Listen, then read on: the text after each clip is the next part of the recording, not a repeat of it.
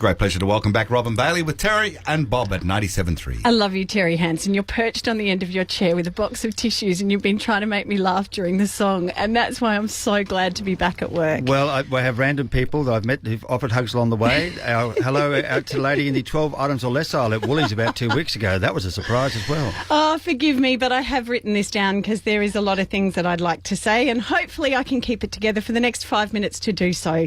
But some of you may not know, but on September 1st, just 5 weeks ago, my husband of 15 years, Tony Smart, decided to end his own life.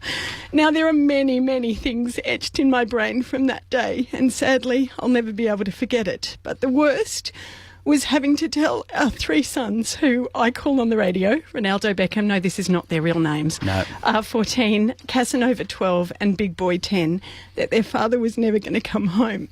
But our boys are exceptional and extraordinary, and they all three decided on their own that they wanted to publicly thank their father at his funeral. Ronaldo and Big Boy did memories of him, and Casanova played his trumpet in front of his coffin. So, the last 5 weeks for us have been about finding a new normal, something that has been both heart-wrenching and inspiring. There are so many people who have stepped up for my family. My two best girlfriends, Alex, who dropped everything and put herself and her children on a plane for Mauritius, and she only left on Saturday. My girlfriend Vanessa and her husband Dave, who was so sadly, intricately involved on the day, but they've been there for every single minute. But people like my friend Rebecca Sparrow, who, with 3 small children under 5, she said, I can't cook for you, I can't clean your house, but I can find you a childcare solution. And she did within 3 days. We now have a fantastic au pair called Charlotte, who is working for the first time this morning, and I have heard have got all 3 of my children off to school. There is a rumour she might be a little bit hot too, isn't there? Yeah, Bobby was drooling all over it. I'm just saying, it's a good influence on the boys. Joe, my 12-year-old's godfather, who's just turned up at night to tuck my son into bed and to watch him play soccer. Tony's best mate, Dash, and business friend, John, who are helping me navigate Tony's business Smart Men, which I will tell you is continuing. Who knew I could be an entrepreneur? Well, it involves cosmetics. You should be away. And finally, to my wonderful colleagues here, Ruth, who's baked my children's favourite treats week in and week out while being a major security chief monitoring my contact with the outside world. To Bobby, bless you, Bob, you broke into the chapel before the funeral while Tony's family were saying their final goodbyes to him just to give me a hug because you knew I needed one. To the lovely Louise, my God, girl, your humour so surpasses mine. I think Terry's been nervous. You're funny when you try to be funny. And Terry, because you just want it to be okay for me, and I bless you so much for that.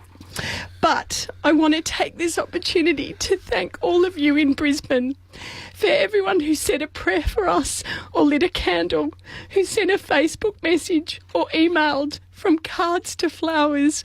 My God, we felt it all. Believe me, there were numerous times in my many sleepless nights where I read those messages and they kept me going. My boys and I really felt the love of so many of you, and at times I can honestly, from the bottom of my heart, say it got us through. So now what? The boys are back at school, and the final piece of this puzzle was for me to come back to work. As my very eloquent and smart-mouthed 12-year-old said, Mum, you have to go back on the radio. You've been using far too many words on us. Oh, I know exactly how he feels. And he's right. Boys do not need words. So here I am. Now, despite Tony taking his own life after struggling with depression, I do not want to become a poster girl for either. You know me. I will never shy away from these topics. But suicide was his decision, and I refuse to let it scar my children or myself for the rest of our lives. The 97.3 Brekkie Show has been built on fun and entertaining, and believe me, I promise you that is exactly what we want to do. Please keep sharing your stories with us. Let us laugh, have fun, entertain us. Let's learn stuff. I am desperate for some light entertainment. Anyway, I have been warned at times that things might overwhelm me. So forgive me if I cry, although, Tez, that's hardly out of character. No, it would not be. I think Terry's entertainment news will be a bit of a surprise some mornings. Yeah. But I am so glad to be back and so glad to have this job and so grateful to be part of this amazing Brisbane community. I never thought this would be part of my journey, but after 5 weeks of feeling completely overwhelmed and unsure, it is great to be back doing something I feel I know how to do. Because one thing I've learnt is that life really does go on. And maybe I'm just believing a bit of our own publicity, Tez, when I say that right now I choose and will fight for my children and I to be happy. Thank you. Nice work.